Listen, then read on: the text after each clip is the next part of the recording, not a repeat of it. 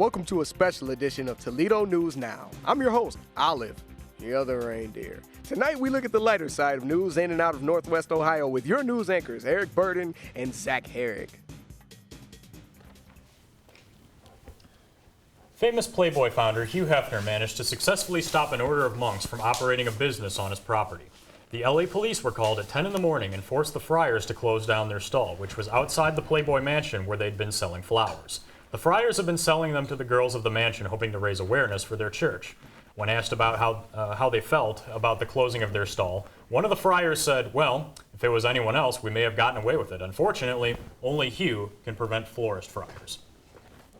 With the new Jurassic World movie coming out this summer, a small theme park dedicated to the famed Jurassic Park film franchise was questioned today when one of its employees created extra-large versions of the company's newsletter. Instead of inches, the employee printed the newspaper in the size of 8.5 by 11 pterodactyl wingspans.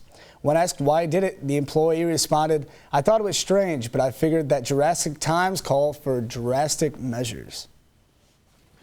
Disaster struck a ceiling fan convention tonight when the scheduled entertainment, Dr. Luigi and his trampolining sheep, hit the floor. Controversy already arose when the Seagate Center was already concerned that the sheep might make a mess in their building. According to one of the eyewitnesses during the performance, everything was fine until one extremely high bounce, and then the sheep hit the fan. In international news, chaos in Scotland with several weeks of inexplicable earthquakes prompted marina owners around the famous Loch Ness to pool for the creation of a defensive wall in case of an avalanche. An error in the shipping caused several tons of cardboard boxes to be delivered instead of the requested cement. When asked if they would be able to work regardless of the situation, the chief construction manager was quoted, "No, a box in Loch's docks won't stop the rocks." Now over to our wacky weatherman Larry on his last day. Yes, thank you, Zach. Today is my last day. Tomorrow, I'm going to live out my dream as I start my tour of the United States and its famous water parks. I would also like to make a shout out to my friends and family who live out in Fresno, and my condolences for having to live there. So I'm going to give you the weather for the next 50 years across the nation. Sun in LA and rain in Seattle, and non-stop blizzards and droughts in Toledo. There's your weather. Before I go, I would like to wish my successor luck in his interview with our grouch of a boss. He should really think about his answers to the questions, and they better be good. Because when you ask a question, you can expect an answer. That's just the way it works.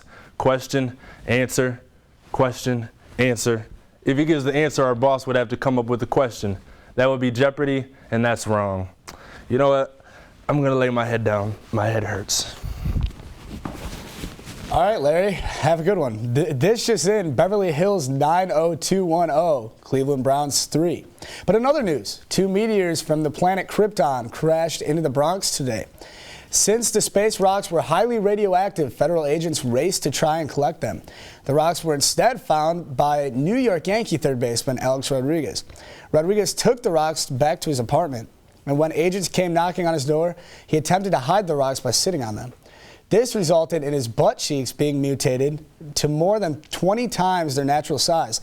A-Rod said afterwards, "Those were by far the best ass steroids I've ever been on." Finally, a story about Toledo juniors and seniors at the University of Toledo have been performing for one last show. In the past 2 weeks, students performed recitals that ranged from vocal, jazz instrumental, and classical instrumental. Students are required by their curriculum to host a recital in order to graduate. Most music majors spend upwards of 2 to 4 hours in practice per day and upwards of 50 hours per week. Says one of the students about his love for music and why he pursues a degree in music. "Well, I was in a band in high school called the Happy Funk Band until an unfortunate typo caused me to be expelled from school." I don't know about you, Eric, but I'm going to get out of here and get a beer. Sounds good. That's all for this special edition of Toledo News Now. I guess I'm going to go get a beer too. I really need one anyways. Where's Larry?